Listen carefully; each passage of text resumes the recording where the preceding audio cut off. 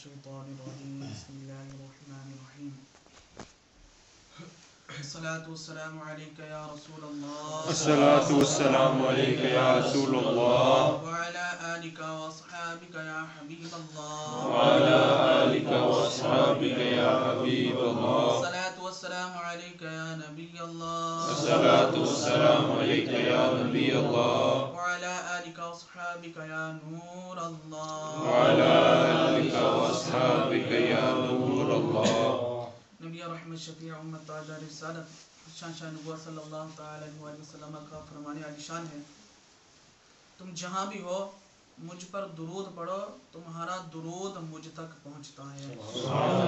صلو علی الحبیب صلی اللہ تعالی علی محمد۔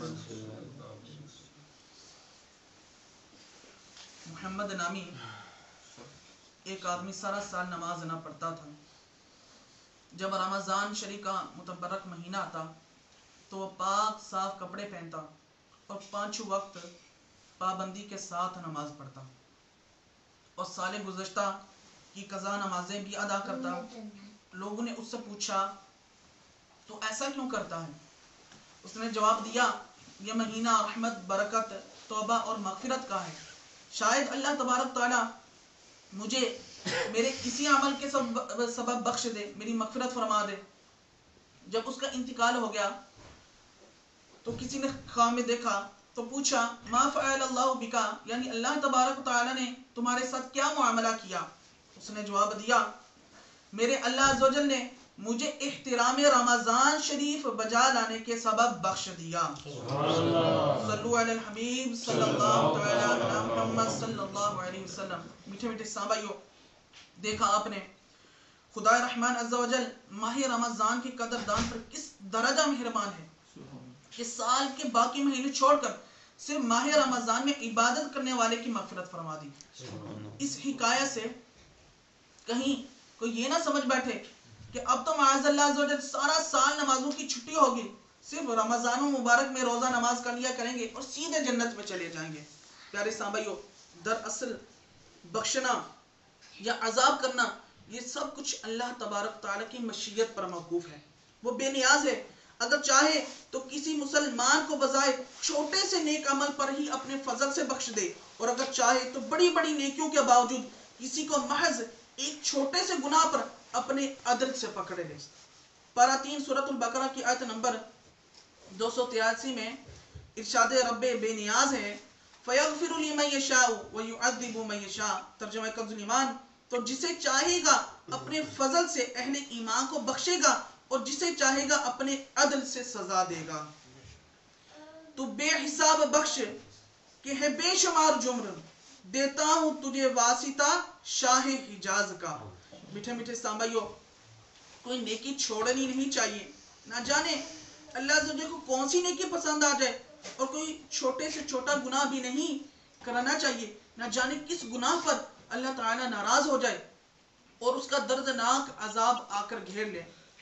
خلیفہ اعلیٰ حضرت فقیہ اعظم سیدنا ابو یوسف محمد شریف محدث کوٹبی علیہ رحمۃ اللہ کبھی نقل فرماتے ہیں، اللہ تبارک تعالیٰ نے 3 چیزوں میں مخفی پوشیدہ رکھا ہے، اپنی رضا کو اپنی اطاعت میں، اور اپنی ناراضگی کو اپنی نافرمانی میں، اور اپنے اولیاء کو اپنے بندوں میں۔ یہ قول نقل کرنے کے بعد فقیہ اعظم رحمۃ اللہ علیہ فرماتے ہیں، لہٰذا ہر طاعت اور ہر نیکی کو عمل میں لانا چاہیے کہ معلوم نہیں کس نیکی پر وہ راضی ہو جائے، اور ہر بدی سے بچنا چاہیے کیونکہ معلوم نہیں کس بدی پر وہ ناراض ہو جائے، خواہ وہ بدی کیسی ہی صغیر ہو، کیسی ہی چھوٹی ہو۔ مثلا بلا اجازت کسی کے تنکے کا خلال کرنا بظاہر ایک معمولی سی بات ہے، یا کسی ہمسایہ کی مٹی سے اس کی اجازت کے بغیر ہاتھ دھونا گویا ایک چھوٹی سی بات ہے، مگر ممکن ہے کہ اس برائی میں ہی حق تعالیٰ کی ناراضگی مخفی ہو، پوشیدہ ہو، تو ایسی چھوٹی چھوٹی باتوں سے بھی بچنا چاہیے۔ رحمت کے طلبگاروں، جب اللہ عز و جل بخشنے پر آتا ہے تو بظاہر نیکی کتنی ہی چھوٹی ہو، وہ اسی کے سبب کرم فرما دیتا ہے۔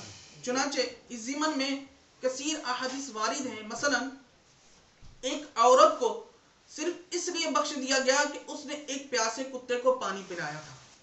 ایک حدیث میں سرکار مدینہ سلطان باقرینہ قرار قلب و سینہ فیض گنجینہ صلی اللہ علیہ وسلم کا یہ فرمان عالی شان بھی ملتا ہے، ایک شخص نے راستے میں سے ایک درخت کو اس لیے ہٹا دیا تاکہ لوگوں کو ایذا نہ پہنچے، تکلیف نہ پہنچے، اللہ تعالیٰ نے خوش ہو کر اس کی مغفرت فرما دی۔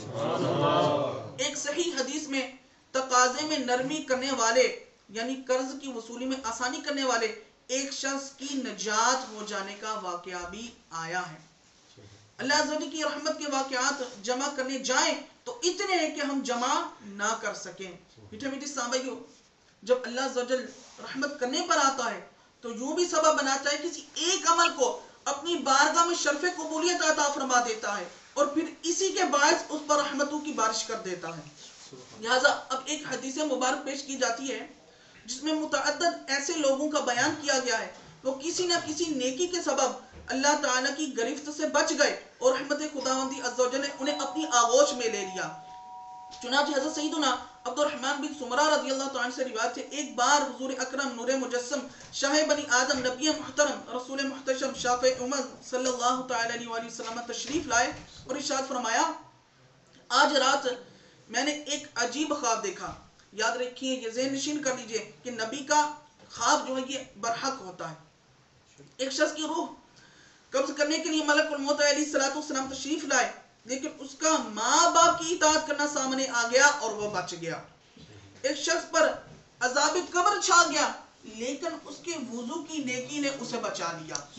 ایک شخص کو شیاطین نے گھیر لیا لیکن ذکر اللہ عز و جل کرنے کی نیکی نے اسے بچا لیا۔ ایک شخص کو عذاب کے فرشتوں نے گھیر لیا لیکن اسے اس کی نماز نے بچا لیا۔ ایک شخص کو دیکھا کہ پیاس کی شدت سے زبان نکالے ہوئے تھا اور ایک حوض پر پانی پینے جاتا تھا مگر لوٹا دیا جاتا تھا کہ اتنے میں اس کے روزے آ گئے اور اس نیکی نے اس کو سیراب کر دیا۔ ایک شخص کو دیکھا کہ جہاں انبیاء کرام علیہ السلام حلقے بنائے ہوئے تشریف فرما تھے وہاں ان کے پاس جانا چاہتا تھا لیکن دھتکار دیا جاتا تھا کہ اتنے میں اس کا غسل جنابت آیا اور اس کی نیکی نے اس کو میرے پاس بٹھا دیا۔ ایک شخص کو دیکھا کہ اس کے آگے پیچھے دائیں بائیں اوپر نیچے اندھیرا ہی اندھیرا ہے اور وہ اس اندھیرے میں حیران و پریشان ہے، تو اس کے حج و عمرہ آ گئے اور ان نیکیوں نے اس کو اندھیرے سے نکال کر روشنی میں پہنچا دیا۔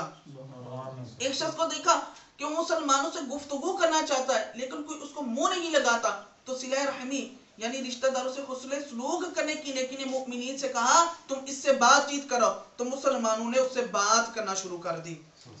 ایک شخص کے جسم اور چہرے کی طرف آگ بڑھ رہی ہے اور وہ اپنے ہاتھ سے بچا رہا ہے، تو اس کا صدقہ آ گیا اور اس کے آگے ڈھال بن گیا اور اس کے سر پر سایہ فگن ہو گیا۔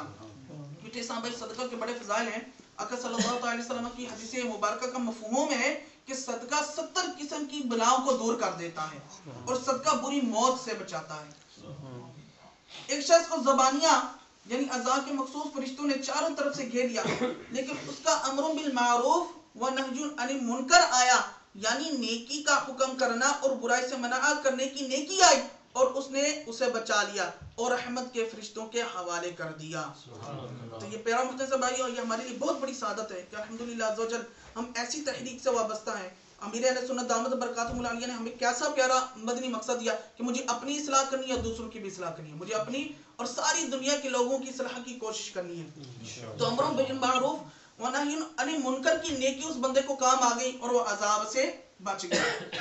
ایک شخص کو دیکھا جو گھٹنوں کے بل بیٹھا ہے لیکن اس کے اور اللہ تعالیٰ کے درمیان حجاب ہے یعنی پردہ ہے، مگر اس کا حسن اخلاق آیا تو اس نیکی نے اس کو بچا لیا اور اللہ تعالیٰ سے ملا دیا۔ ایک شخص کو اس کا اعمال نامہ الٹے ہاتھ میں جانے لگا تو اس کا خوف خدا عز و جل آ گیا اور اس عظیم نیکی کی برکت سے اس کا نامہ اعمال سیدھے ہاتھ میں دے دیا گیا۔ ایک شخص کی نیکیوں کا وزن ہلکا رہا مگر اس کی سخاوت آ گئی اور نیکیوں کا وزن بڑھ گیا۔ ایک شخص جہنم کے کنارے پر کھڑا تھا مگر اس کا خوف خدا عز و جل آ گیا اور وہ بچ گیا۔ ایک شخص جہنم میں گر گیا لیکن اس کے خوف خدا عز و جل میں بہائے ہوئے آنسو آ گئے اور ان آنسوؤں کی برکت سے وہ بچ گیا۔